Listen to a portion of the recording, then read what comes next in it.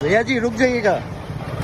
भैया एक बात बताओ, आप आपने तो बोल दिया एक दिन में 1500 प्लेट बिक जाते हैं, तो ये बात सच है या नहीं? नहीं, सही है। तो आपने झूठ नहीं बोला है ना? नहीं नहीं। आप लोग का कमेंट आ रहा था यहाँ पे कि भैया ने गलत बोल दिया है। नहीं, भैया ने सही बोला था। नहीं वाला साहब में गिनती मार के बता देंगे।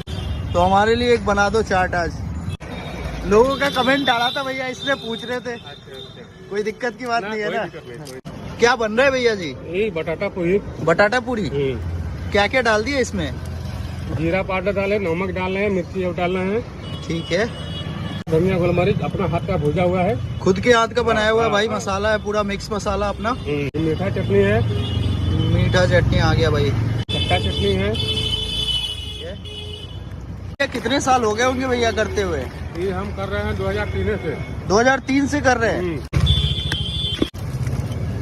तो भाई 20 रुपए की बटाटा पूरी की प्लेट लग गई।